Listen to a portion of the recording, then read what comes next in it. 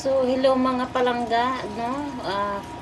Nag-out ako sa trabaho ko, alas 7, nakauwi ako ng bahay, 7 o 8 na yata yun ng gabi. Tapos pagdating ko, nagsaing ako kasi nagugutom ako. Habang nagsasaing ako,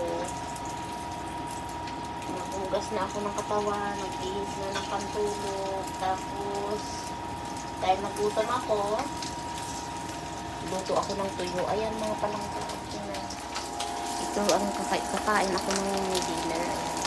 Ito yung pusit. Danggit pa yan.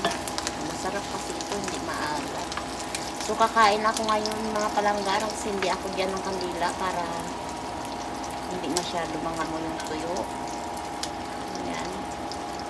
So kailangan kong kumain mga palangga kasi nagugutom ako. Masarap pa naman yan, oh. Pusit yan siya.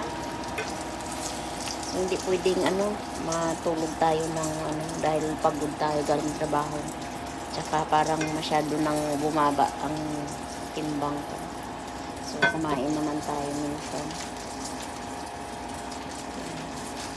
Ang hirap talaga yung galing kang trabaho tapos pag-uwi mo mga palangga. Ikaw pa magluluto ng pagkain mo kasi yung asawa ko, ang oras dito ay 7:40 na ng gabi. Nasa trabaho pa siya, nag-overtime, kaya pagdating wala nga kailangan natin kumain ng palangga kasi para may resistensya ulit bukas pasok ulit sa trabaho. Yung bahala na sila naman. Ang hirap talaga nang wala kang wala kang pamilya dito ba na kailangan mo alagaan yung sarili mo, walang mag-aasikaso sa pagka kasi pareho rin kami ng asawa ko dito sa trabaho. No choice tayo mga palangga, no? Laban lang tayo kasi hindi naman pwedeng umupo lang tayo at tayo ay may binubuhay din akong pamilya kaya kailangan ko rin kumayod kasi ayoko rin umasa sa asawa ko nun dahil kawawa din naman.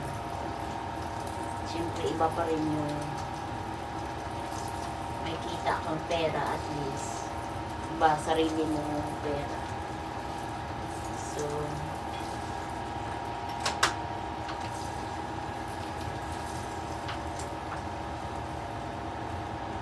ganito yung buhay namin dito sa Amerika mga palangga, no? As ito yung natira kong tuyo galing Pilipinas pa ito.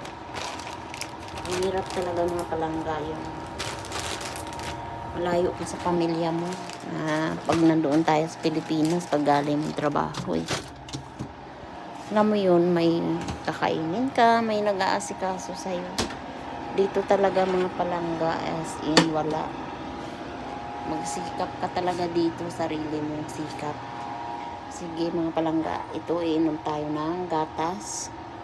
Gatas ito mga langga para meron tayong kailangan din natin ng resistensya ba sa katawan. Sakit-sakit talaga mga palangga ng katawan ko. Hindi ko kasi yung mga pasyente namin, Diyos ko, parang ang hirap. Pero hindi tayo dapat sumuko. Kailangan laban tayo. No? Ang importante malakas yung ating mga pangakatawan. No? Sige na mga palangga, babay na muna at ako'y kakain na muna at ako'y gutom na at gusto ko na rin magpahinga. Thank you mga palangga. Please, panuorin nyo lagi yung mga videos ko.